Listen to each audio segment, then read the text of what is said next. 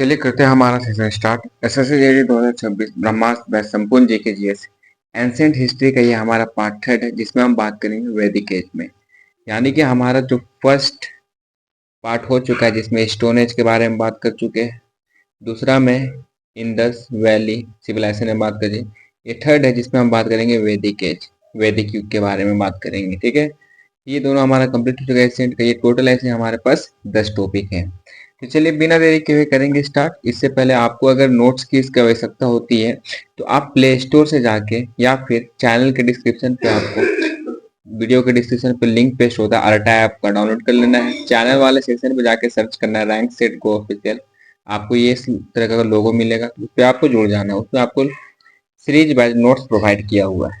ठीक है, तो चलिए करेंगे स्टार्ट। अब बात करेंगे हम वैदिक एज के बारे में, वैदिक युग के बारे में स्टार्ट करेंगे। ठीक है, तो वैदिक युग के बारे में स्टार्ट करते हैं। तो सबसे पहले हम स्टार्ट कर लेते हैं वैदिक एज, वैदिक युग। इसका ड्यूरेशन सबसे पहले बहुत ही इंपॉर्टेंट, 1500 से लेके 600 बीसी का जो ड्यूरेशन है ना, जिसमें हम वैदिक एज के बारे में डिस्कस करते हैं। ये वैदिक एज को हम टू पार्ट्स में डिवाइड करेंगे। तो सबसे पहला होगा आपका अर्ली वैदिक, अर्ली वैदिक, और दूसरा पार्ट होगा लेटर वैदिक, लेटर वैदिक। ड्यूरेशन याद करेंगे अर्ली वैदिक का 1500 से लेके 1000 बीसी का जो ड्यूरेशन है वो आपका अर्ली वैदिक का होगा, और 1000 बीसी से 600 बीसी का जो ड्यूरेशन है वो आपका लेटर वैदिक का होगा। ठीक है, वैदिक एज का ड्यूरेशन कब से 1500 से 600 बीसी का जो ड्यूरेशन है आपको वैदिक एज का रहा होगा। और यहाँ पे अगर हम बात के थोड़ा सा आगे बढ़ेंगे तो हमने यहाँ पे कहा आपको वैदिक एज को हम दो पार्ट्स में डिवाइड करेंगे, एक अर्ली वैदिक, एक लेटर वैदिक। अर्ली वैदिक का ड्यूरेशन 1500 बीसी से 1000 बीसी तक होगा, और हमारा जो लेटर वैदिक है उसका 1000 बीसी से 600 बीसी तक का ड्यूरेशन होगा। ठीक है, ये डेट जो है बहुत ही ज्यादा इंपॉर्टेंट है, आपको याद रखना है। जनरली अगर हम बात करेंगे अर्ली वैदिक में, तो अर्ली वैदिक के जितने भी लोग थे ना वो पास्टोरल कम्युनिटी थे। क्या थे? Pastoral, pastoral community. Pastoral community के मीन्स ये लोग चरवाहे थे। ठीक है, अधिकतर लोग यहाँ पे क्या मिलेंगे आपको? चरवाहे देखने को मिलेंगे। तो चलिए, ये आपका कुछ ओवरव्यू था। तो हम बात करेंगे अर्ली वैदिक के बारे में स्टार्ट कर रहे हैं। ठीक है ना, तो चलिए यहाँ पे देखेंगे तो ऋग्वेद के बारे में बात करते हैं। सबसे पहला ऋग्वेद, ऋग्वेद ये हमारा सबसे पहले कंपाइल्ड हुआ, तो फर्स्ट कंपाइल्ड, फर्स्ट कंपाइल्ड सबसे पहले आपका बना था कौन सा? तो ऋग्वेद ही बना था सबसे पहले। ठीक है ना, और ऋग्वेद को यूएनई एससीओ में ऐड किया गया है। ठीक है, कब ऐड किया है? 2007 में ऐड किया, ये आपको याद रखना है। ठीक है ना, ऋग्वेद को यूनेस्को में ऐड किया गया, कब? 2007 में ऐड किया गया है। और सबसे पहले जो आपको कंबाइंड हुआ है वेद, वो कौन सा है? ऋग्वेद है। कौन सा है? ऋग्वेद है। ठीक है ना, यहाँ पे बाल गंगाधर तिलक के द्वारा एक बुक है, याद रखेंगे, बाल गंगाधर, गंगाधर तिलक के द्वारा एक बुक कंपाइल किया गया है। क्या बुक लिखा गया है? जिसका नाम है the Arctic home in Vedas, the Arctic home in Vedas. ठीक है, ये बुक किसके द्वारा लिखा गया? बाल गंगाधर तिलक के द्वारा लिखा गया है। जिसमें आपका क्या मेंशन है? इसमें मेंशन है एक पॉइंट, क्या? All Indians are, all Indians were Aryan. क्या? आर्यन, जितने भी भारतीय सभी क्या है? आर्यन से बिलोंग करेंगे। ठीक है, ये आपको याद रखना है। क्या याद रखिएगा जी? तो ऋग्वेद जो है, ऋग्वेद जो आपका सबसे पहले कंपाइल हुआ, सबसे पहला आपका बना कौन सा? ऋग्वेद बना।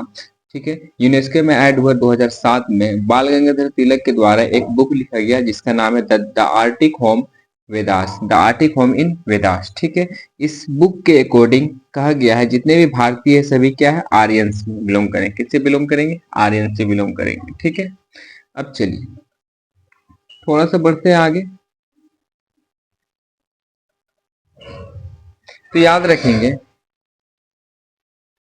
वेदास के बारे में, वेदास वेदास क्या है? ओल्डेस्ट टेक्स्ट है, ओल्डेस्ट टेक्स्ट, बहुत ही पुराना टेक्स्ट है, ठीक है। इसको माना जाता है, ये कंपाइल, ये बना कब है? ड्यूरिंग जेंदा अवस्था, ड्यूरिंग जेंदा अवस्था के समय पे ये बना है, ठीक है। ईरान के है, ये बिलोंग करते हैं, ठीक है ना। वेदास का मतलब होता है नॉलेज, ज्ञान। वेदास का मतलब होता है नॉलेज, ज्ञान। और यहाँ पे जो कहना है ना वेदास में, ये जो है ना ओरली पास हो, जो वेदास जो नॉलेज है वो ओरली पास है। कैसा पास है? Orally pass. It means one two another generation, ठीक है। वेदास का मतलब होता है नॉलेज, और इसमें माना गया है ऐसा कि ये कोई रिटर्न सोर्स नहीं है, ओरली पास किया गया, human to human, human to human, ठीक है ना। पीढ़ी दर पीढ़ी ये ओरली पास किया गया है, ठीक है। माना जाता है नॉट क्रिएटेड बाय ह्यूमन, ये ह्यूमन के द्वारा बनाया गया नहीं है। जो वेदास है not created by human, human के द्वारा बनाया हुआ नहीं है, बल्कि माना जाता है गिफ्टेड बाय गॉड, भगवान का दिया हुआ देन, गिफ्टेड बाय गॉड, ऐसा मानना है, ठीक है ना। ऐसा मानना है। अब थोड़ा सा आगे बढ़ेंगे और सब डिवीजन में की ओर बात करेंगे। तो यहाँ पे आप देखेंगे sub division, sub division, sub division में देखेंगे पहला जो होता है आपका फर्स्ट पॉइंट, जिसको हम लोग बोलेंगे समहिता। समहिता, समहिता में क्या है? कलेक्शन ऑफ हाइम्स, यही तो याद रखना है आपको, collection of hymns. Hymns, hymns में हाइम्स को हम लोग सुक्ता के नाम से भी जानेंगे। क्या जानेंगे? सुक्ता के नाम से हैंड को जानेंगे, ठीक है। हैम्स और पारा, ये पारा जिसको वर्सेस के भी नाम जानेंगे, ठीक है। पारा और वर्सेस, ठीक है। तो संहिता में क्या? कलेक्शन ऑफ हैम्स एंड पारा, जिसको वर्सेस में पैराग्राफ के नाम से जानेंगे, ठीक है। अगर हम दूसरा बात किया जाए तो दूसरा याद रखना है ब्राह्मण।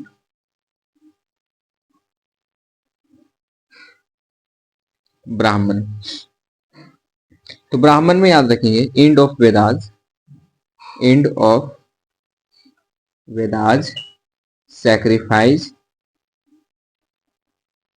And ritual.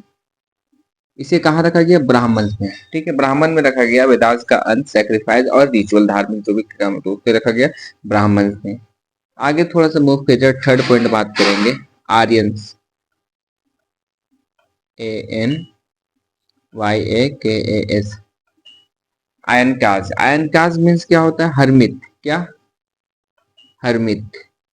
हरमित मीन्स वैसे लोग जो कहाँ पे रहते हैं? जंगल में, ठीक है। वैसे लोग जो जंगल में रहेंगे वो क्या? आयन काज होगा। और फोर्थ होगा आपका उपनिषद।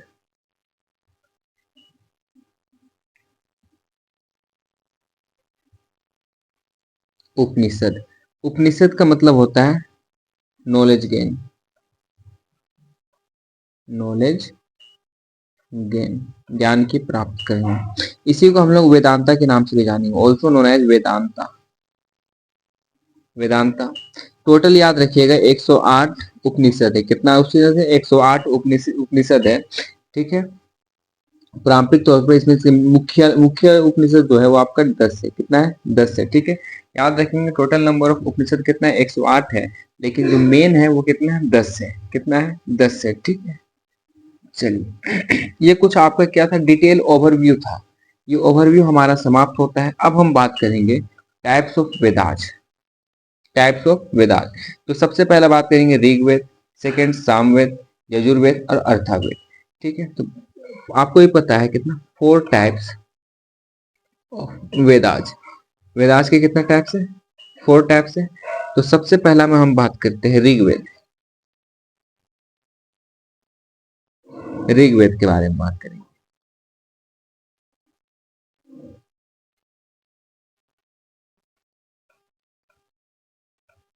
ऋग्वेद, ठीक है।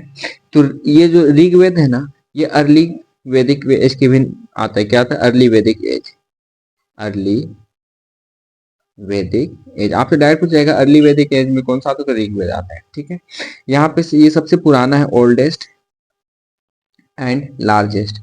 सबसे पुराना और सबसे बड़ा आपका वेद कौन सा है, ऋग्वेद। इसमें क्या है, 10 मंडल्स हैं। टोटल कितने मंडल से, 10 मंडल से, और 1028 हाइम्स है। हाइम्स में से होता है मंत्र। ठीक है, और जो अगर पैराग्राफ का बात किया जाए, पैराग्राफ का बात किया तो कितना है ये, 10,600, 10,600 आपका क्या है, पैराग्राफ। तो ऋग्वेद के बारे में क्या याद रखें, इसको अर्ली वैदिक एज के भी नाम जानेगा, बहुत ही पुराना और सबसे बड़ा है।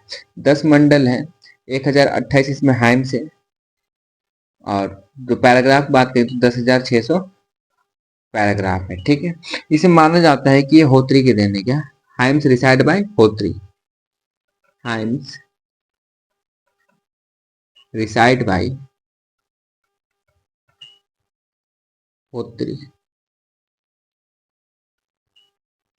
होत्री। ठीक है, चलिए अगर ये हो गया है ना, अब थोड़ा सा हम बात करेंगे, यहाँ पे याद रखेंगे गायत्री मंत्र, बहुत ही इंपॉर्टेंट है गायत्री मंत्र। गायत्री मंत्र, गायत्री मंत्र ये आपका थर्ड मंडल में मेंशन है। डायरेक्ट क्वेश्चन बनेगा कि गायत्री मंत्र कौन से मंडल में मेंशन है, तो थर्ड मंडल में मेंशन है, आपको याद रखना है। ठीक है ना, कौन से मंडल में, थर्ड मंडल में मेंशन है। याद रखेंगे 2 से लेके जो 7 मंडल है ना, ये फर्स्ट में बना, फर्स्ट, और बाद में बना आपका लेटर में 1, 9 और 10वां मंडल। ठीक है, 2 से लेके 7वां मंडल सबसे पहले बना, फिर बाद में आपका बना 1, 9 और 10वां मंडल। टोटल 10 मंडल आपको अभी तुरंत बताया ना, तो वो याद रखना है। तो अब यहाँ पे अगर ये आपको हो गया है, तो अब यहाँ पे अगर हम बात करें तो 10वीं मंडल के बारे में बात करते हैं, तो 10th मंडल है। ठीक है, 10th मंडल में माना जाता है पुरुषोक्ता। 10th मंडल में मेंशन क्या है, तो याद रखेंगे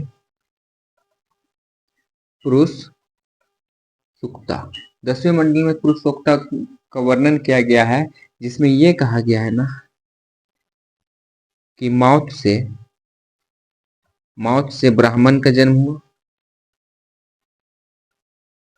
मौत से ब्राह्मण का जन्म हुआ, आर्म से भुजा से क्षत्रिय का जन्म हुआ, थाई से जांग से वैश्य का जन्म हुआ,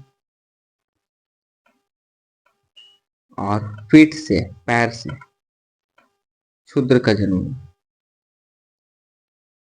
ठीक है, 10वें मंडल में पुरुषोक्ता के बारे में वर्णन किया गया है, जिसमें कहा गया है कि पुरुषोक्ता के माउथ से यानी मुंह से ब्राह्मण का जन्म हुआ, भुजा से क्षत्रिय का, और जांग से थाई से वैश्य का, और पैर से शूद्र का जन्म हुआ। ठीक है, ये आपको याद रखना है। अगर हम यहाँ पे आगे बढ़ जाएं, एक और इम्पोर्टेंट 9th मंडल, 9वां मंडल में, तो 9वां मंडल में क्या मेंशन है, याद रखिएगा लॉर्ड सोमा के बारे में मेंशन है। लॉर्ड सोमा, लॉर्ड सोमा क्या था, पौधों के देवता, लॉर्ड ऑफ प्लांट, पौधों के देवता।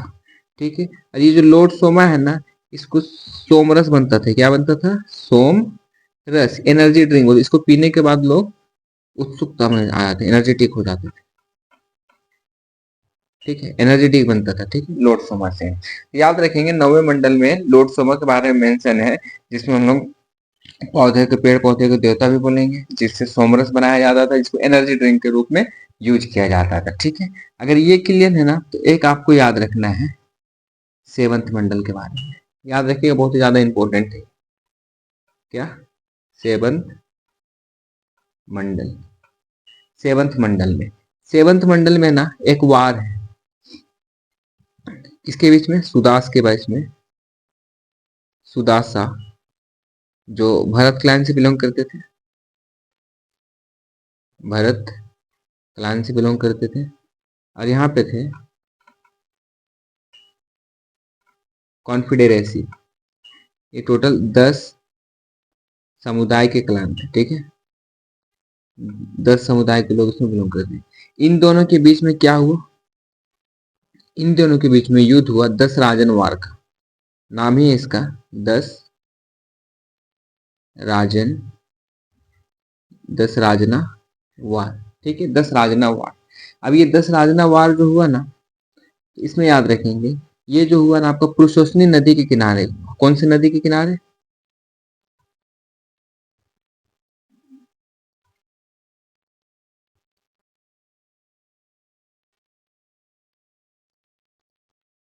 परोसनी रिवर, पुरुषोष्णी रिवर के, जिसको हम लोग रावी नदी के नाम से जानते हैं। ठीक है, ये 10 राजन वार जो हुआ पुरुषोष्णी नदी या फिर रावी नदी के किनारे हुआ। और इस वार में, इस बैटल में कौन हारा? तो ये जो आपका कॉन्फेडरेट जो लड़ रहा था 10 समुदाय के लोग, ये लोग हार गए और यहाँ पे सुदास विन हो गया। ठीक है, आपको याद रखना है। इट मीन 7वें मंडल में 10 राजन वार के बारे में मेंशन है, जिसमें कि सुदासा जो भारत रन से बिलोंग करते थे, कॉन्फेडरेट था मतलब 10 समुदाय के लोग मिल के लड़ रहे थे, जिसमें कि दोनों के बीच में दशराजन वार जो युद्ध होता है उसका नाम होता है दशराजन वार। ठीक है, जो पुरुष पारुसनी नदी के किनारे हुआ, जिसको रावी नदी भी कहा जाता है। ठीक है, जिसमें कि आपको सुदास जीत गया था, ये आपको याद रखना है। अगर यहां तक हो गया ना, इट मीन आपका ऋग्वेद होता है समाप्त। अब हम बात करेंगे सामवेद, जिसको समावेद बोलते हैं। ठीक है, सामवेद या समावेद। तो सामवेद के बारे में बात करेंगे तो ये जो बुक है ना, ये किस में बेस्ड होगा? Oldest book, oldest book on music. ये म्यूजिक में बेस्ड होगा। समावेद किस में बेस्ड होगा? म्यूजिक में बेस्ड होगा। इसमें कुछ मंत्र है,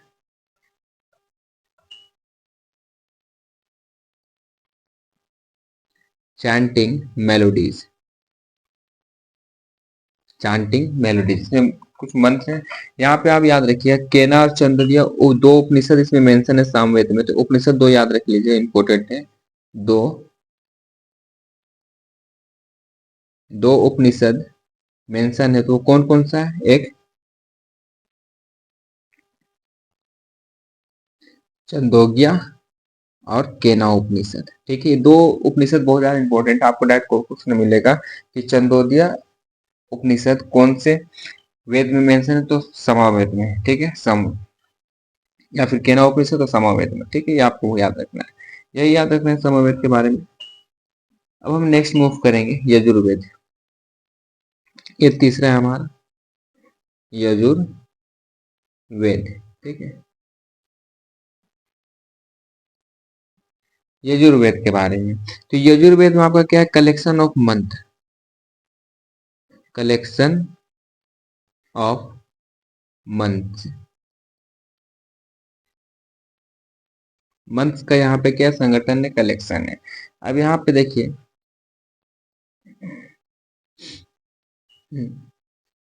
बस यही याद रखने की यजुर्वेद में क्या है? कलेक्शन ऑफ मंत्र है, और कुछ यहाँ पे याद रखने जैसा नहीं है।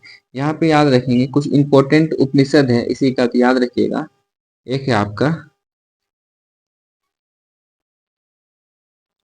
ब्री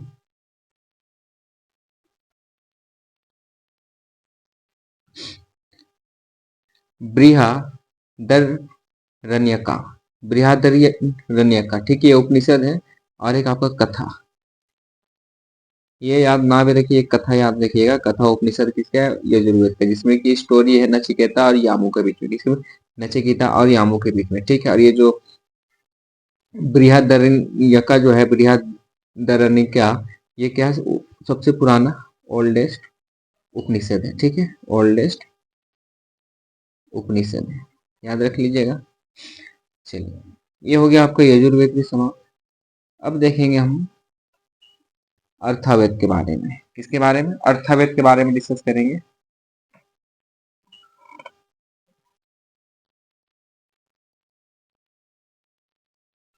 अर्थवेद,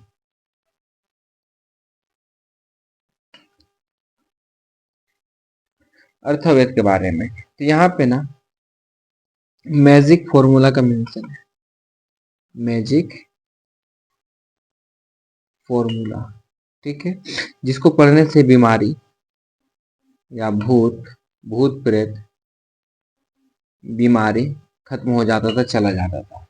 ठीक है, ऐसे यहाँ पे मानना है। तो यहाँ पे देखिए इसमें टोटल अर्थवेद में 20 खंड है। कितने खंड है? 20 खंड है। ठीक है, यहाँ पे दो उपनिषद बहुत ज्यादा इंपॉर्टेंट है जो यहाँ पे मेंशन है, तो उसके बारे में याद रखना है। पहला मंडूका। मंडूका, मंडूका से आपका क्या लिया गया? सत्यमेव जयते।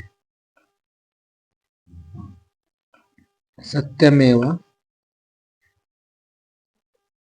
जयते कहाँ से लिया गया? मंडूका से। मंडूका कहाँ का? अर्थवेद का है। और एक आपका महा उपनिषद, उपनिषद, महा उपनिषद, इसे लिया गया वासुदेव कुटुंबम। वासुदेव कुटुंबम, कुटुंबकम। ठीक है, वासुदेव कुटुंबकम में पूरे वर्ल्ड, पूरे संसार के लोग सबका एक ही परिवार है, इसका मतलब यही है। ठीक है, तो ये आपका अर्थवेद भी हो जाता है समाप्त। अब हम बात करेंगे, अगर यहाँ पे कुछ schools of philosophy, school of philosophy, schools of philosophy. ठीक है, जैसे याद रखिएगा,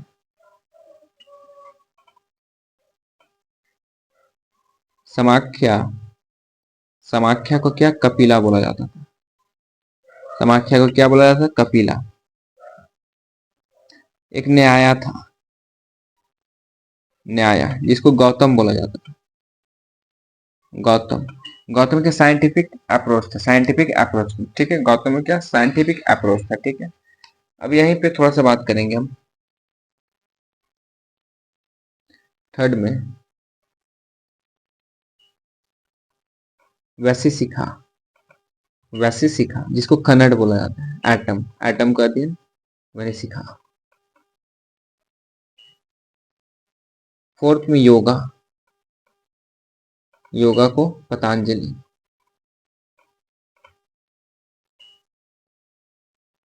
ठीक है, वेदक, योगा का क्या? पतंजलि। एक लास्ट याद रखिएगा, इंपॉर्टेंट है आपका, उत्तर मीमांसा, उत्तर मीमांसा, जिसको वेदांता बोला जाता है। क्या? वेदांता। वेदांता क्या है? फिलोसफिकल टीचिंग ऑफ उपनिषद,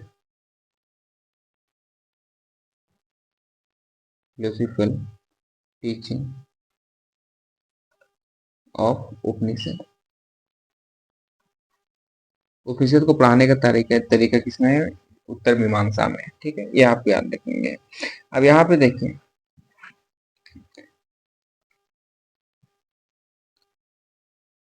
यहाँ पे, हाँ, एक और है आपका, वो भी याद रख लीजिए, पूर्व मीमांसा। पूर्व मीमांसा जामनी कहा जाता है। पूर्व मीमांसा को क्या? जामनी कहा जाता है। वेदांगाज है ना, टूल है, अंडरस्टैंड, किस चीज को समझने का अंडरस्टैंड है, तो ये वेदांत को समझने का जो हथियार है, वे दांगाज, ये क्या हथियार है? किस चीज को समझने का? वेद को। वेद समझने का हथियार कौन है? वेदांगाज। ठीक है ना? ठीक है, तो टोटल कितना है ये? 6। तो 6 के बारे में मेंशन करेंगे सबसे पहला, तो याद रखेंगे सबसे पहले शिक्षा, शिक्षा, इसको स्टडी ऑफ फोनिक्स बोलते हैं, स्टडी ऑफ फोनिक्स, फोनेटिक्स। ठीक है, मतलब अक्षरों का अध्ययन। कल्पा, स्टडी ऑफ प्रैक्टिस,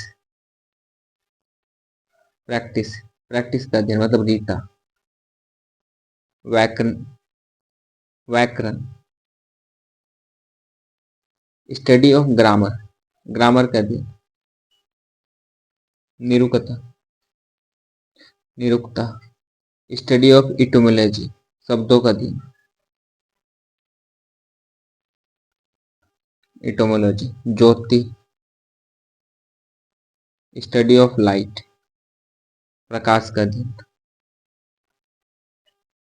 और एक आपका चंदा, चनादा, स्टडी ऑफ पोएटिक मटेरियल, ठीक है। तो ये कुछ इंपॉर्टेंट टूल था जिसके बारे में समझ गए हम। शिक्षा क्या है? Study of phonetics. Kalpa study of practice या फिर रीता। Vyakarana study of grammar. Nirukta study of etymology. Jyoti study of light. और Chhanda study of poetic material. ये आपका हो गया। और जैसे ही ये हुआ ना आपका, तो जो आपका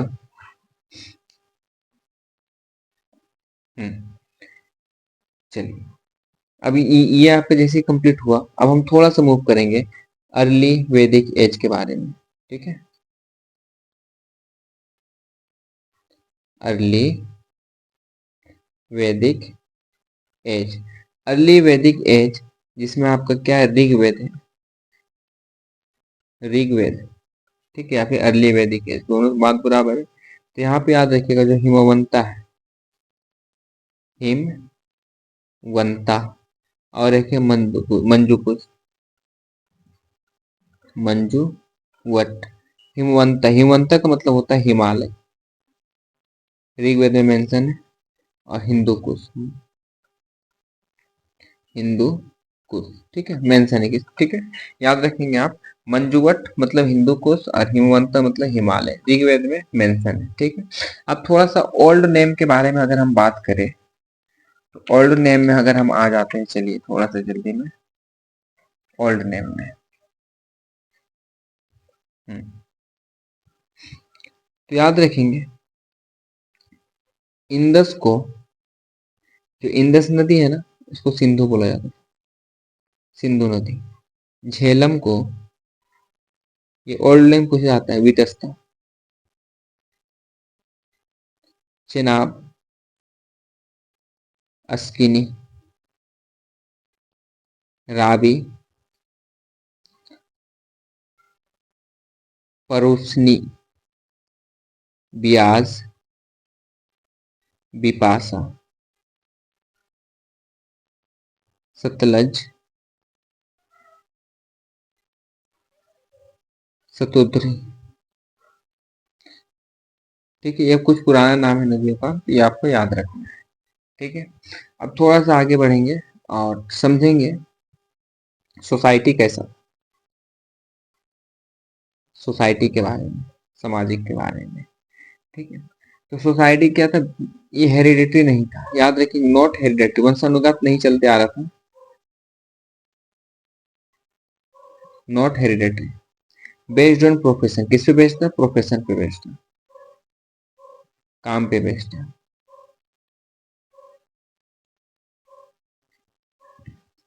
बाल विवाह नहीं था, no child marriage, no child marriage. Widow marriage, विधवा पुनः विवाह, विडो मैरिज अलाउ था। ठीक है, विडो पुनः अलाउ था। ठीक है। और इस समय ना वुमेन का जो हालत था वो अच्छा था, वुमेन कंडीशन गुड, अच्छा था, ऋग्वेद के समय पे। ठीक है, वेद युग के बाद। तो यहाँ पे अगर हम बात करें वेल्थ डिसाइडर कौन था, तो cow, wealth decide, wealth decider कौन था, काउ। इसमें जिसके पास जितना ज्यादा गाय रहता था ना, वो उतना ही अमीर माना जाता था। ठीक है। और यहाँ पे देखिए एक आपके यहाँ पे हम्म, गविस्थी, गविस्थी, जिसको हम लोग बेटल ऑफ काउ बोला जाता है, battle of cow, battle of cow क्या है, गविस्थी। ठीक है। ठीक है। और यहाँ पे गोमत टर्म आपको देखने को मिलेगा कभी कभी, गोमत, गोमत, जिसके पास बहुत ज्यादा गाय रहता है ना, उसको बोला जाता है गोमत। चलिए, ये हो गया ना। अगर हम बात करें पॉलिटी के बारे में, समझ लीजिए, एग्जाम पॉइंट ऑफ व्यू में इंपॉर्टेंट नहीं है। तो पॉलिटी था क्या, इलेक्टिव पॉलिटी मतलब राजनीति के बारे में। पॉलिटी, ये क्या था, इलेक्टिव मोनार्की था, इलेक्टिव मोनार्की था, मतलब इसको चुना जाता था इलेक्शन के तौर पे। ठीक है ना। यहाँ पे देखिए सभा, पहला होता था सभा, फिर होता था समिति, फिर विधाता। ठीक है, ये जो सभा में ना कुछ लोग रहते थे, कुछ समुदाय के कुछ लोग यहाँ पे रहते थे, ठीक है, और यहाँ पे साधारण लोग के समुदाय के कुछ लोग रहते थे। और यहाँ पे जो यहाँ पे रखे ना विधाता, इसमें रिलीजियस पर्पस के लिए ये कमेटी बनाया गया था, ठीक है। यहाँ पे अगर यहाँ पे हम बात करें रैंक ऑफ ऑफिसर के बारे में, रैंक ऑफ ऑफिसर के बारे में, तो सबसे ऊपर में आता था पुरोहित। ये सब एग्जाम पॉइंट ऑफ व्यू से इंपॉर्टेंट नहीं, पुरोहित। इसके बाद अगर हम बात करें तो क्या आता था, सेनानी जो होता है आर्मी चीफ। इसके बाद होगा ग्रामीणी जो गांव का हेड होता है विलेज हेड, ये आता था, ठीक है ना, रैंक ऑफिसर रैंक में, ठीक है। पुरोहित, फिर आपका सेनानी, फिर आपका ग्रामीण हेड, ठीक है। तो ये आपको याद रखना है। और एक टर्म याद रखिएगा क्या, यहाँ पे होता है कुलू। कुलू से मिलकर बनेगा आपका ग्रामा, गांव। और गांव से मिलकर बनेगा आपका विसा। विसा से मिलकर बनेगा आपका जना। और जना से मिलकर बनेगा आपका राष्ट्र। ये इंपॉर्टेंट नहीं है, बस जान लीजिए, आपको इसने बतला दिया है। अगर हम यहाँ पे रिलीजियंस का बात करें, धर्म का बात करें, रिलीजन्स का बात करें, तो ये लोग ना नेचर का पूजा करते थे। किसका? प्रकृति का पूजा करते थे। ऋग्वेद में जनरली प्रकृति का पूजा होता था। यानी कि यहाँ पे क्या, इंद्र का, इंद्र, पृथ्वी, पृथ्वी, अग्नि, सोमा और वायु। वायु, इंद्र, पृथ्वी, अग्नि, सोमा, वायु, ठीक है। इंद्र में हवा, भूमि, आग, वायु और आपका पानी, इनका मतलब यहाँ पे पूजा होता है, ठीक है। यहाँ पे जनरली अगर यहाँ पे पूछा गया इंद्र, इंद्र, इसको पुरंदर भी बुलाते, क्या? पुरंदर। या पुरंदर का मतलब क्या होता है? डिस्ट्रॉय, डिस्ट्रॉय ऑफ फोर्ट, ठीक है। हम्म, तो ये क्लियर होगा ना। और यहाँ पे देखिए जो अग्नि जो है ना, अग्नि, ये क्या, इंटरमीडिएट ह्यूमन और भगवान के बीच का जुड़ने का जो साधन है वो क्या है? आग है, अग्नि, ठीक है। ह्यूमन को अगर भगवान से जुड़ना है तो क्या, अग्नि उसका साधन है जुड़ने के लिए, ठीक है। ये आपको याद रखना है। पांच आपका क्या है, वर्शिप ऑफ नेचर से इंद्र हो गया, पृथ्वी हो गया, अग्नि हो गया, सोमा हो गया और वायु हो गया, ठीक है। भूमि, आकाश, पृथ्वी, जल, ये हो गया, ठीक है ना। चलिए, यहाँ पे जो दो टर्म मेंशन है, रुद्र, रुद्र, इसको हम बोलते हैं God of animal, God of animal. याद रखिएगा, रुद्र मीन्स क्या? God of animal. एक अदिति, मदर ऑफ गॉड, भगवान की भी मदर ऑफ गॉड, अदिति। हाँ, यहाँ पे सावित्री को गायत्री मंत्र डेडिकेटेड है, गायत्री मंत्र डेडिकेटेड है किसको? सावित्री को। गायत्री मंत्र समर्पित है किसको? सावित्री को। डायरेक्ट क्वेश्चन बना है, याद रखेंगे इसको, ठीक है ना। यहाँ पे कोई जानवर का पूजा होता था क्या? जानवर का पूजा नहीं होता था, याद रखेंगे। एक टर्म याद रखना आपको पोएट्री के बारे में। पोएट्री जो छोटे घड़ा उड़ा देखा गया है, बर्तन, और क्या कलर पोएट्री था?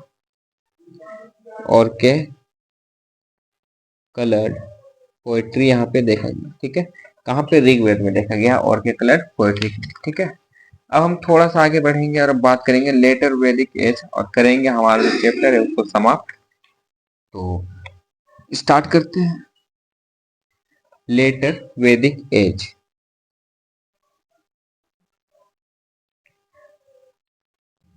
लेटर वैदिक एज ड्यूरेशन कब से कब है? 1000 से 600 बीसी का जो समय है वो आपका लेटर वैदिक एज का है, ठीक है। हम्म, तो अब बात करते हैं थोड़ा सा पॉइंट में, ठीक है ना, बिना देरी के वजह इसमें हम लोग पढ़ना क्या, वही पॉइंट को मान जाते हैं डायरेक्ट। तो सबसे पहला याद रखिए, गंगा यमुना दाव, गंगा यमुना दाव। इसमें गंगा यमुना दाव के किनारे तो आर्यन जो है, आर्यंस वो एक्सपेंड कर रहे थे, ठीक है। कहाँ से? Punjab to western, Punjab to western UP की ओर वो लोग एक्सपेंड कर रहे थे, गंगा यमुना दोआब वाले क्षेत्र में वो लोग एक्सपेंड कर रहे थे, ठीक है ना, कौन, आर्यंस एक्सपेंड कर रहे थे। लेकिन यहाँ पे गंगा यमुना दोआब में जो अपर पोर्शन है, अपर पोर्शन है और एक मिडिल पोर्शन होगा, क्या होगा, मिडिल पोर्ट, ठीक है। तो अपर पोर्शन में यहाँ पे कुरु निवास करते थे और यहाँ पे पंचाल, कौन, पंचाल, इन दोनों को मिला दिया गया है ना, तो यहाँ पे हस्तिनापुर बनता है, हस्तिनापुर, ठीक है। अपर पोर्शन में कुरु निवास करते थे, मिडिल पोर्शन में यहाँ पे पंचाल, दोनों को मिला दिया तो हस्तिनापुर बन जाता था। लेकिन अगर हम बात करें अपर पोर्शन में ही, ये वाला अपर पोर्शन में, अपर पोर्शन में दो ट्राइब रहते थे, इसमें कुरु ट्राइब का अगर हम बात करें, कुरु ट्राइब, यहाँ पे दो क्लैन के लोग रहते थे, ठीक है ना। तो सबसे पहला था पांडव, पांडव, और एक होता कौरव, पांडव और कौरव, इन्हीं दोनों के बीच में महाभारत हुआ था, महाभारत हुआ था कब, 950 बीसी में महाभारत का युद्ध हुआ था, वो पांडव और कौरव के बीच में हुआ था, ठीक है। और इनका जो बुक कंपाइल किया गया ना, वो 4th सेंचुरी में कंपाइल हुआ, ठीक, कब, 400 एडी में बुक कंपाइल हुआ था। तो इन युद्ध में जीता कौन था, तो जीतने वाला था आपका पांडव, विन, पांडव जीता था, ठीक है ना, पांडव जीत चुका था। अगर यहाँ पे अगर हम बात करें, तो आपको तो बता दिए कि लेटर वैदिक एज में क्या हुआ, एक्सपेंड करे से पंजाब से लोग कहा वेस्टर्न यूपी में तो जाके एक्सटेंड कर चुके थे, अब यहाँ से वो लोग ईस्टर्न यूपी की ओर एक्सटेंड करना स्टार्ट कर दिए थे, ठीक है ना। पंजाब से सबसे पहले तो वेस्टर्न यूपी को एक्सपेंड हो गया, गंगा यमुना दौर पर वेस्टर्न से अभी ईस्टर्न यूपी की ओर, और अभी एक्सपेंशन जो था, फैलाव, ये क्यों पॉसिबल हो रहा था, क्योंकि उनके पास आयरन का हथियार था और साथ में घोड़ा था जिसमें वो लोग बैठते थे, राइड लेते थे, ठीक है ना। और यहाँ पे देखो, तो आयरन का जो व्यापार था ना, इसको कृष्णा, कृष्णा या श्याम अयास के नाम से भी आपको मिलेगा। कृष्णा या श्याम अयास क्या होगा, तो आयरन के लोहे से बने जो औजार होंगे, तो या तो कृष्णा अयास बोलेंगे या तो श्याम अयास के नाम से। अयास मीन्स होता है मेटल जनरल, ठीक है। अगर यहाँ पे एग्रीकल्चर थोड़ा सा देखा जाए, क्या एग्रीकल्चर था, एग्रीकल्चर के बारे में बात करते हैं। एग्रीकल्चर इनका मुख्य था क्या, जीवन जीने का मुख्य आधार क्या था इसका, एग्रीकल्चर था, ठीक है। चीप मीन्स ऑफ लाइवलीहुड समझ लीजिए। विरही का मतलब चावल होता है, विरही मतलब राइस, ठीक है, ये आपको याद रखना है। अगर यहाँ पे अगर हम पॉलिटिकल ऑर्गेनाइजेशन का थोड़ा बात करें, क्या राजनीतिक कैसा था, पॉलिटिकल थोड़ा बात करें, तो सभा होता था, ठीक है। यहाँ पे वुमेन को अब ना बैठने की स्वतंत्रता नहीं, तो वुमेन यहाँ पे बैठ सकता थे क्या, तो नहीं बैठ सकते थे, ठीक है, वुमेन आपको पार्टिसिपेट नहीं कर रही थी। अब यहाँ पे ये किसके द्वारा चलाया था, ब्राह्मण्स के द्वारा डोमिनेट चलाया जा रहा था, ठीक है, ब्राह्मण्स के द्वारा। इट मीन्स इसको पूरा सेंट्रलाइज कर दिया गया था, सेंट्रलाइज खत्म कर दिया गया था नीचे का, ठीक है। और यहाँ पे एक ऑफरिंग क्या था, बाली, बाली एक प्रोसेस है, क्या था, वॉलंटरी है, voluntary offering to king. It means एक घोड़ा का पूजा करके उसको छोड़ दिया जाता था, वो जहां तक जाता था, घूम के आता था, तो वो उसका पूरा क्या, वहां तक के एरिया उस राजा को हो जाता था, और मतलब किसी ने उस घोड़ा को बांध के रखा या पकड़ के रखा, मतलब वो उस राजा को चुनौती दे रहा है, ठीक है। एक्सप्लेन कर दिया जाएगा। मान लेते हैं ये राजा ए, ठीक है, इसका टेरिटरी आपका यहाँ तक है, ये टेरिटरी आपका राजा बी का है, ठीक है। तो राजा ए क्या करेगा, एक घोड़ा का सबसे पहले तो पूजा पाठ हो जाएगा, उसको छोड़ देगा, ये मूव करेगा, ठीक है। अगर ये मूव किया यहाँ तक और ये यहाँ से लौट के आ गया, ठीक है, तब तो ए राजा का ये पूरा एरिया कैप्चर हो जाएगा। लेकिन अगर ये घोड़ा जो है ये यहाँ पे जाता है और यहाँ पे जो बी राजा है इसको बंदी बना के रख लिया, बंदी बना के रख लिया, इट मीन्स जो राजा बी है वो इसको चुनौती दे रहा है, किस लिए, वार की। तो फिर इन दोनों के बीच में युद्ध होता था, ठीक है, और फिर जो जीतता था वो पूरा एरिया उसका हो जाता था। ये आपका यहाँ पे बाली ऑफरिंग था, ठीक है, प्रोसेस था। अगर यहाँ पे अगर हम सोसाइटी बारे में, सोसाइटी समाज के बारे में बात करेंगे, सोसाइटी के बारे में, तो सबसे पहले आता था ब्राह्मण, ब्राह्मण के बाद क्षत्रिय, क्षत्रिय जो ट्रेडिंग को, फिर वैश्य, और लास्ट में आपका शूद्र। तो ब्राह्मण्स के अंडर पे जो नौकर जैसे काम करता था, कौन, शूद्र काम करता है, ठीक है। जो वैसे ये जो क्षत्रिय जो है ट्रेडिंग को रहता है, व्यापार करता था, ये आपको याद रखना है यार। यहाँ पे जो वुमेन का जो कंडीशन था ना, इसमें लेटर वेडिक एज में, ये खराब होते बदतर होते जा रहा था, ठीक है, खराब होते जा रहा था, ठीक है। और यहाँ पे गोत्र कलान, गोत्र क्लान सिस्टम आ चुका था, ठीक है, गोत्र वाला सिस्टम आ चुका था। कहाँ पे, लेटर वैदिक एज में, आपको याद रखना है। और यहाँ पे एक लेटर वैदिक के लोग क्या, सबसे पहले एक रूल फॉलो किए, क्या फॉलो, सबसे पहले आश्रम, आश्रम, फिर ब्रह्मचार्य का पालन करेंगे,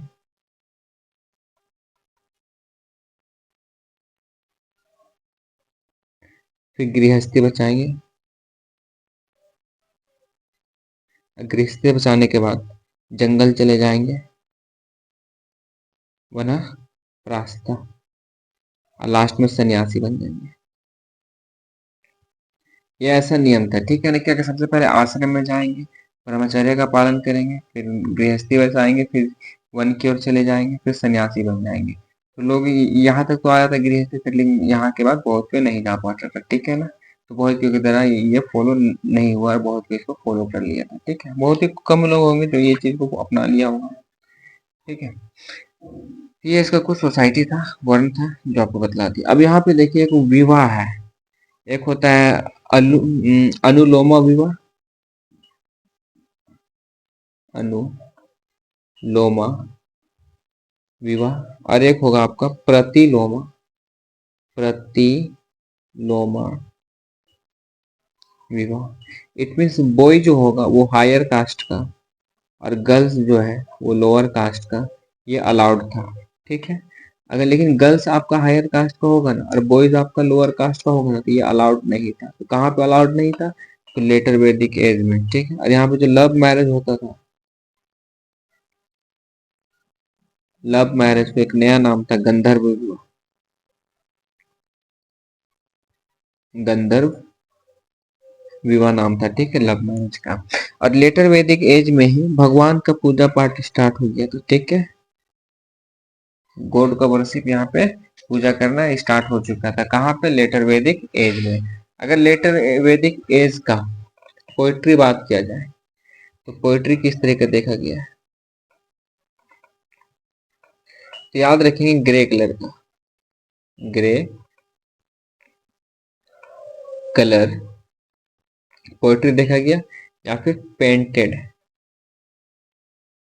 ग्रे कलर पोइट्री, वाई होगा इरेज कर,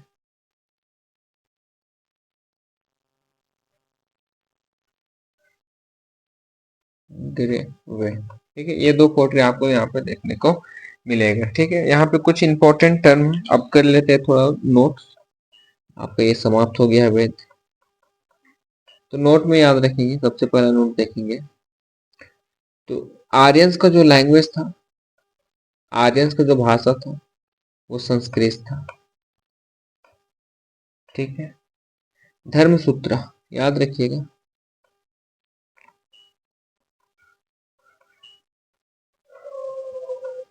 धर्मसूत्र को नॉर्म्स फॉर रूलर भी बोला जाता था, नॉर्म्स फॉर रूलर। डायरेक्ट आपको क्वेश्चन मिलेगा इसमें, ठीक है ना, तो याद रखेंगे।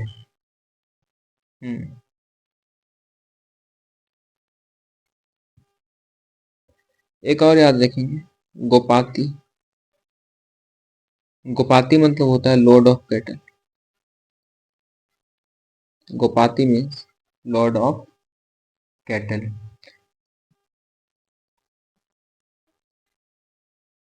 याद रखिएगा ऋग्वेद या फिर अर्ली वैदिक एज में जो आपका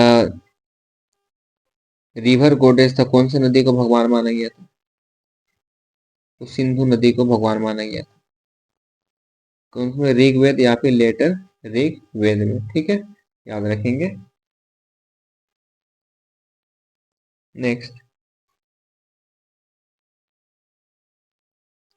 रामायण के अकॉर्डिंग रत्नाकर, रत्नाकर दूसरा नाम है किसका? वाल्मीकि का, वाल्मीकि का। और एक नाम है रत्नाकर, किसके अकॉर्डिंग? रामायण के अकॉर्डिंग, याद रखेंगे, ठीक है।